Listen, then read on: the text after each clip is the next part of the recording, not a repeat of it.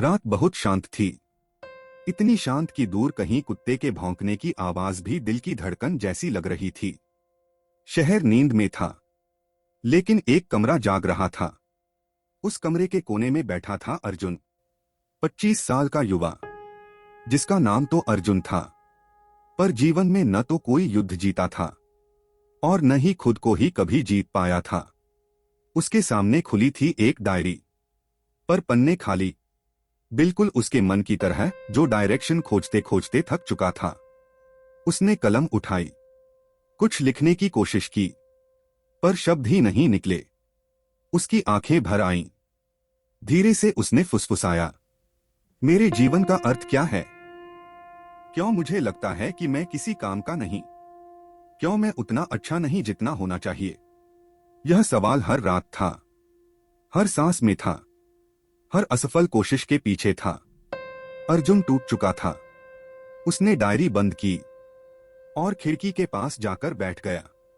बाहर चांद था, उदास, जैसे उसकी हालत को देख रहा हो।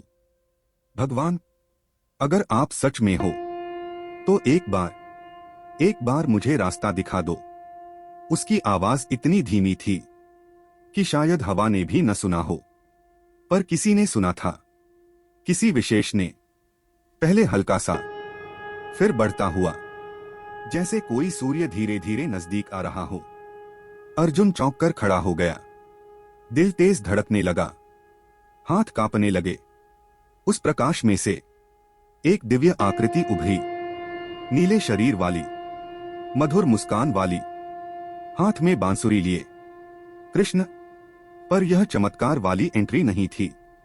कोई बिजली नहीं चमकी, कोई शंख नहीं बजा, कोई तूफान नहीं उठा। वे वैसे ही आए, जैसे कोई अपना, हमारे दुख को समझते हुए चुपचाप पास आ जाए। उनकी आंखों में करुणा थी, उनकी मुस्कान में धैर्य था। अर्जुन, कृष्ण ने कोमल स्वर में कहा, तुमने मुझे पुकारा और मैं आ गया। अर्जुन के होंठ कांप गए, आंसू उसके गालों पर लुढ़क पड़े।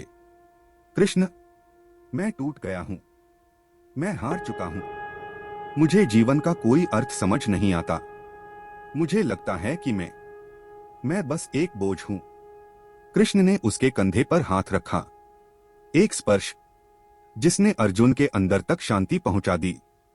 अर्जुन, कृष्ण बोले, आज मैं तुम्हें तुम्हारे जीवन की सच्चाई दिखाऊंगा। आज मैं तुम्हें तुम्हारा ही प्रतिबिंब दिखाने आया हूं। वह प्रतिबिंब जिसे तुमने वर्षों से नजरअंदाज कर दिया। कृष्ण ने अपना हाथ आगे बढ़ाया। अर्जुन ने बिना सोचे उसे पकड़ लिया। अचानक हवा रुक गई, कमरा मिटने लगा, सब कुछ धुंध में बदलने लगा। और फिर वे एक शांत, विशाल, हरी भरी दुनिया में खड़े थे। पेड़ों की पत्तियां धीमे हिल रही थीं। दूर एक नदी बह रही थी। धरती पर फूलों की खुशबू थी। अर्जुन ने आश्चर्य से पूछा, यह जगह कहाँ है कृष्ण? कृष्ण मुस्कुराए, यह तुम्हारे मन की दुनिया है। वह जगह जहां तुम्हारी सच्चाई रहती है, पर तुम कभी आए ही नहीं, क्योंकि तुम डर, दर्द और दबाव में जीते रहे। अर्जुन ने चारों ओर देखा। अजीब सी शांति थी, जैसे जीवन के सभी शोर अचानक शांत हो गए हों। कृष्ण उसे एक शांत झील के पास ले गए। झील इतनी साफ थी कि उसमें पूरा आकाश झलक रहा था। अर्जुन, कृष्ण ने पूछा, बताओ, तुम खुद को इतना छोटा क्यों समझते हो? अर्जुन की आंखें नम हो गईं।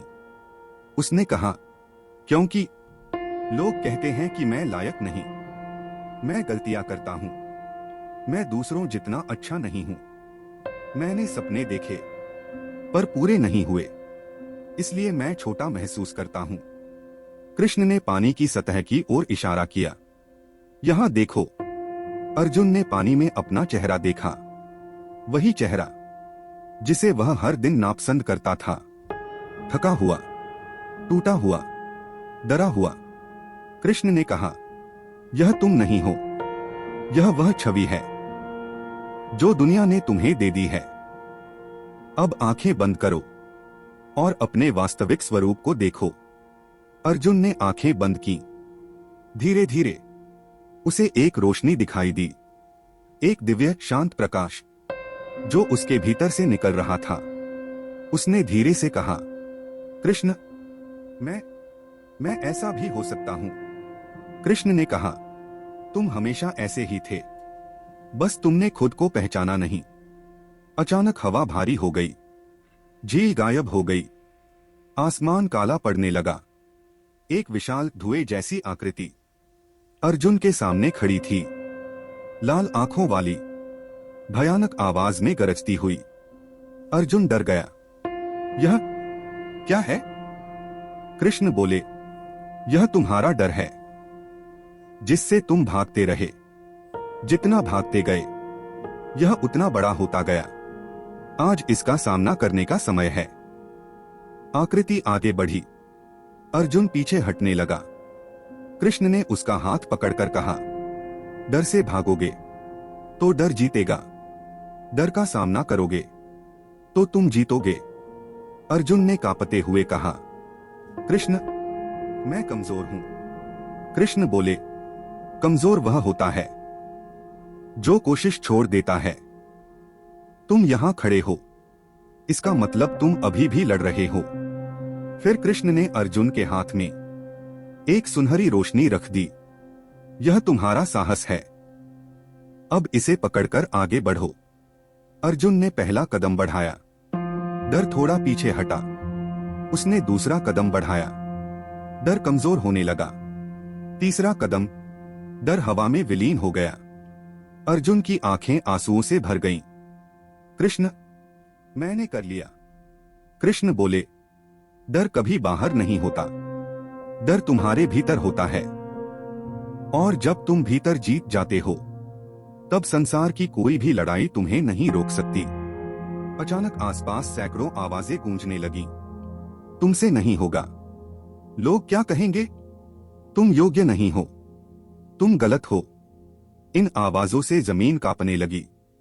अर्जुन अपने कान पकड़कर चिल्लाया, बस, मैं और नहीं सुन सकता।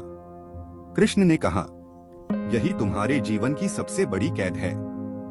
दूसरों की राय, तुमने अपनी जिंदगी लोगों की बातों पर बना दी और अपनी आवाज भूल गए। फिर कृष्ण ने अर्जुन के हृदय पर हाथ रखा। वहां से एक मजबूत स्पष्ट आवाज उठी, तुम कर सकते हो, तुम योग्य हो, तुम अनोखे हो। और दूसरों की सारी आवाजें धीरे धीरे शांत हो गईं। कृष्ण बोले, जब तुम खुद की आवाज सुनते हो, तब दुनिया की आवाजें अपने आप बंद हो जाती हैं। कृष्ण उसे एक विशाल आकाश में ले गए, जहां लाखों तारे चमक रहे थे। हर तारा एक उद्देश्य है। कृष्ण बोले। अर्जुन ने एक तारे को चमकते देखा, वह बाकी तारों से अधिक उज्जवल था। कृष्ण बोले, यह तुम्हारा तारा है, यह बताता है कि तुम यहां क्यों आए हो। तारा धीरे धीरे नीचे उतरा और अर्जुन के हृदय में समा गया। अर्जुन कांप गया। कृष्ण, मेरी जिंदगी का उद्देश्य इतना सुंदर है। कृष्ण ने कहा, हाँ, तुम यहां सिर्फ जीने नहीं आए, तुम यहां किसी की दुनिया रोशन करने आए हो।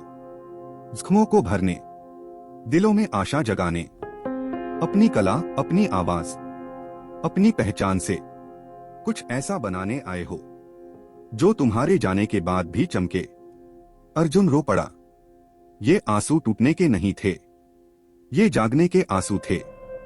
कृष्ण बोले, अर्जुन, अब तुम्हें याद रखना होगा, तुम डर से बड़े हो, तुम अतीत से मजबूत हो, तुम दूसरों की राय से आजाद हो और तुम अपने उद्देश्य के लिए जन्मे हो। फिर कृष्ण ने अपना हाथ उसके सर पर रखा। अर्जुन के भीतर एक अद्भुत ऊर्जा उठी, जैसे उसकी आत्मा जाग गई हो। कृष्ण बोले, अब जाओ, दुनिया तुम्हारे इंतजार में है। अपनी रोशनी लेकर दुनिया के अंधेरों को मिटाओ और कभी मत भूलना, मैं हमेशा तुम्हारे साथ हूं। अर्जुन ने आंखें खोली। वह वापस अपने कमरे में था, लेकिन वह वही अर्जुन नहीं था जो कुछ देर पहले टूटा हुआ बैठा था। वह नया अर्जुन था, जिसके भीतर प्रकाश था, उद्देश्य था, आत्मविश्वास था और कृष्ण की पहुंची हुई अनंत कृपा थी। उसने डायरी खोली और इस बार पन्ना खाली नहीं रहा। उसने पहला वाक्य लिखा, आज से मैं अपनी कहानी खुद लिखूंगा।